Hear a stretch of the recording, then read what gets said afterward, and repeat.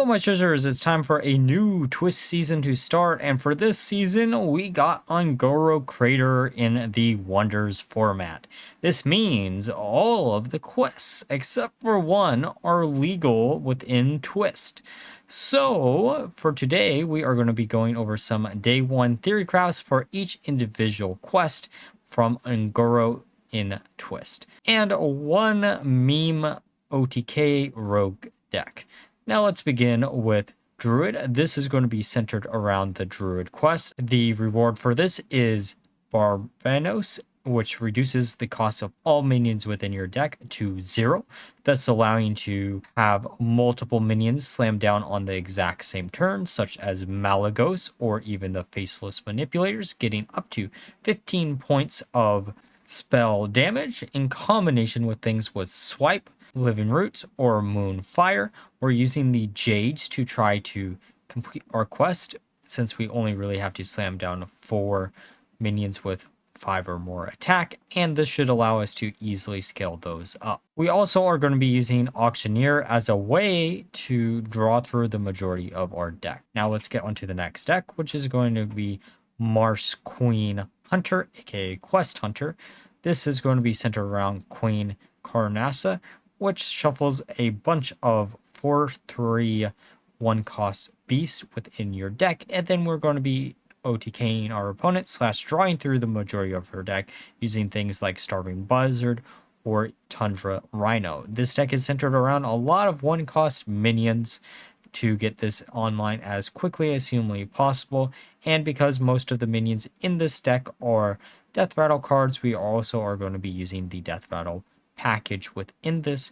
This is a adapted list from the previous month, just with a new win condition. Now let's get on to probably the most iconic, or at least the second most iconic quest out of them all, Open the Waygate, which, if you didn't know, the reward of this allows you to skip your opponent's turn so you can reuse all your mana on the following turn. Why not? That wouldn't be broken in any way, right? It is. It really is. Basically, the OTK is use your reward in order to skip your opponent's turn, slam down Archmage, then you have infinite fireballs. And then we're just going to stall out the game until we can access that. This is probably the one that's been nerfed the most outside of all the quests, so this might not be the most meta relevant in this Twist format just because of how overly nerfed this is, but it could be a lot of fun still. Now let's get onto the Paladin deck, which is going to be the last Kaleidosaur, which summons Galvagon, which adapts 5 times, thus giving him a mixture of Divine Shield, additional attack, additional HP, a Death Rattle, and a few other possibilities. Essentially, the game plan is to swarm the board with a bunch of Silver Hand recruits, then buffing them up through things like Seal of the Light or even Seal of Champions.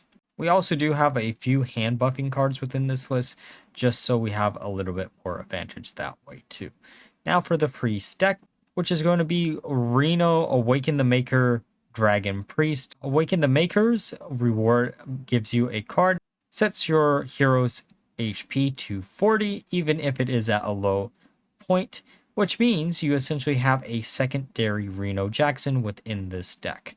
Get this reward, we're going to have to play some of the Death Rattle package that does exist in Twist right now, and because we also do have the new inclusion of Murloc Thief of Time, we are going to be running a pretty big dragon package. This is definitely a deck that likes to control the board as long as possible and slam down a lot of late game threats in order to overwhelm your opponent. Now let's go on to the next class, which is the only one where we can't actually play the quest for it. For this, we're going to be playing Malygos Rogue with a Jade package within it. The idea behind this is basically we're going to be using the Ungoro cards of Razor Petal Lasher and Razor Petal Volley in order to add 1-cost 2 damage spells to our hand, which we're going to hit with the Emperor Thorson and then slam down Malygos in order to OTK our opponent with 7 damage apiece on each individual petal. We also are going to be using things like Gang Up in order to copy some of the Jade support or even the Lashers in order to have an even easier time to pull off the combo. And now it's time for some Murloc fun with Shaman. This is going to be centered around Unite the Murlocs, which gives you Mega Fin that fills your hand with random Murlocs. This deck plans to swarm the board with all the possible Murlocs that you can easily run. Call in the finishers, which essentially allows you to complete the questline by just using 2 copies of this. This makes the quest incredibly easy to pull off, and I honestly expect this to be one of the stronger quests in this new twist format.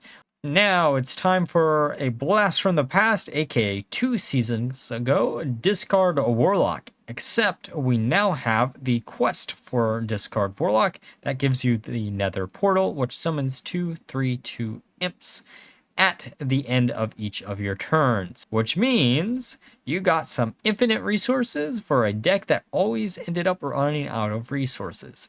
This deck was incredibly strong thanks to the Cavern of Time set that released and its new support and the new buffs for Discard Warlock in the first season.